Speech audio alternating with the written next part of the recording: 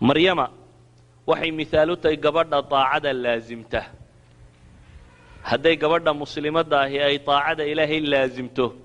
in ilaahay iyadana adduunkeeda oo dhan u ururinayo waxay misaal u tahay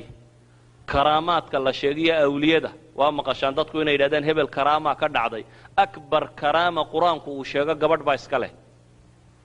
marka laga yimaado mucjizaat alambiyaa ee qur-aanku karaamo dhacday oo uu ka warramo qof mu'mina ka dhacda kuwa ugu waaweynee uu qur-aanku sajilay waxaa ka mida taa maryama waxay noqotay gabadh cibaado badan oo habaryarteed riwaayadka qaarkood say sheegaanna walaasheed ayaa waxaa qabay nebiyullaahi zakariya dabeetana zakariya kafaalo qaadoo koriyey guri nebay ku kortay waxay noqotay gabadh cibaado iyo iimaan lagu canqariyey oo diin nuugtay oo ku kobocday oo ku kortay oo ka shaqaysa meeshii alle lagu caabudayay baytullaahi ka shaqaysa cibaadadeedii markay tiro badatay xad bay gaadhay karaamaadka ka dhacaya qur-aanku uu sheegaya uu tilmaamayo inay cunno meesha taalle ugu iman jirtay iyadoo aan shaqaysanoo meelna qabanin ilaahay baa wuxuu tilmaamayaa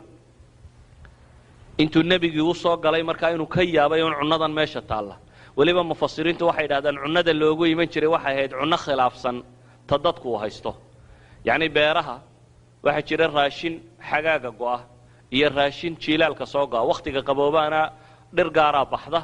wakhtiga kulaylaana dhir gaaraa soo baxda marka kulayluhu jooga maryamo waxaa loogu yimaadaa bay idhaahdaan wixii go'i jiray wakhtiga qabowga wakhtiga qabowgana waxaa loogu yimaadaa iyadoo haysata summer timeka midhihii go'i jiray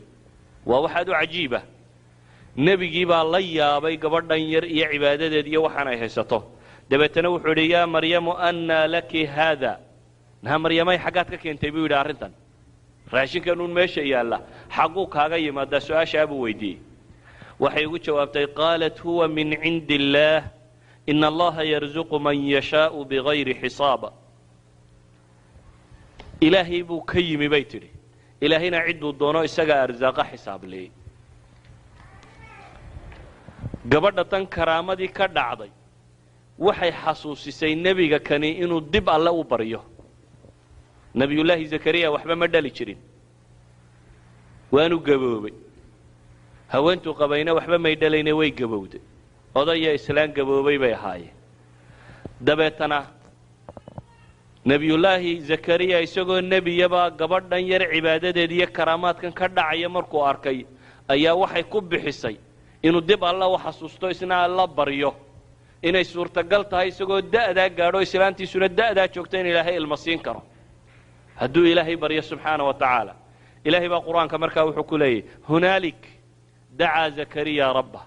halkaas baa ilaahay yidhi markuu arkay zakariye gabadhaan shaqo teginoo halkan iska fadhidaaba inay wax cunayso halkaa markuu arkay buu ilaahay baryey buu alla leeyahy subxaana wa tacaala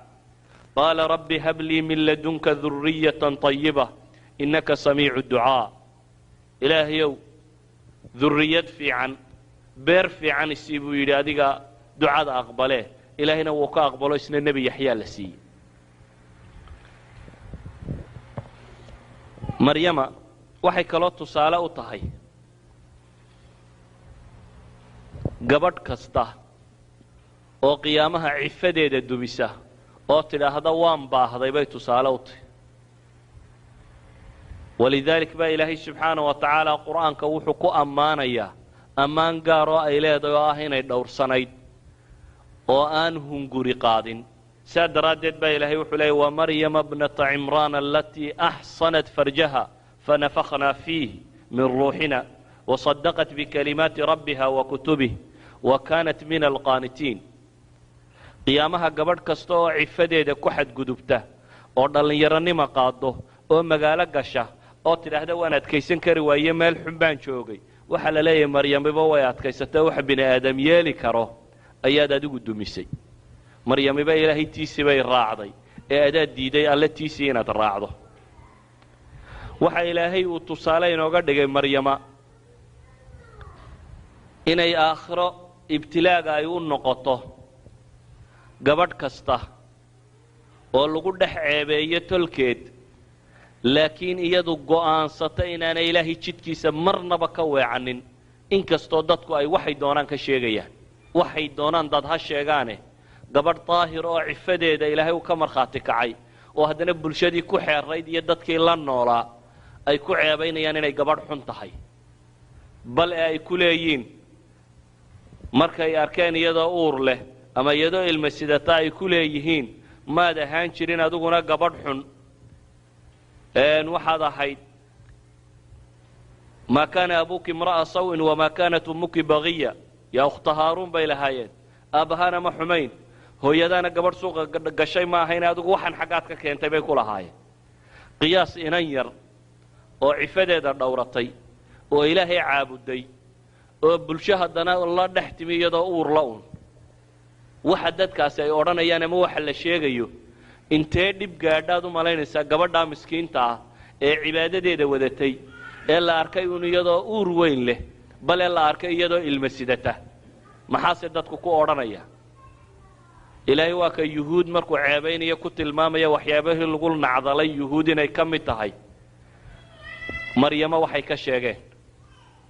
buhtaankii weynaa ay maryamo ka sheegeen inuu ka mid ahaa laakiin qofku hadduu ariiqa alle laazimo ilaahay baa u ballan qaaday inuu faraj u furayo maryamo yaa difaaci lahaa haddii la yidhaahdo inantani waxba may samayn iska daaya yaa dhegaysanaya ilaahay baa difaaco wuxuu ku difaacay waxaanay dadba filaynin maadaama cirdigeedii iyo sharaftideedii dad uu ku xadgudbay ilaahay baa difaac u sameeyey yaa difaac u noqday maryami yaa laytanii mitu qabla haada wakuntu nasyan mansiya markay lahayd ayaa ilaahay faraj u soo furay oo waxa la yidhi dee gabadh tolkeed ku dhex ceebowday waa inay iska tagtaa markay iskaga tagtayna cidla markay u baxdayna wax la cuniyo waxba toona ma jiraan waa gabadh umula oo hadda umulaysa dabeetana calaacalkii bay tidhi bal maan iska dhintaba ama tu aan laba garanayn ilaahu maad iga dhigtid bay leeday markay aragtay dhibta haysataa intay leeg tahay ilaahay baa faraj u furay oo waxaa lagu yidhi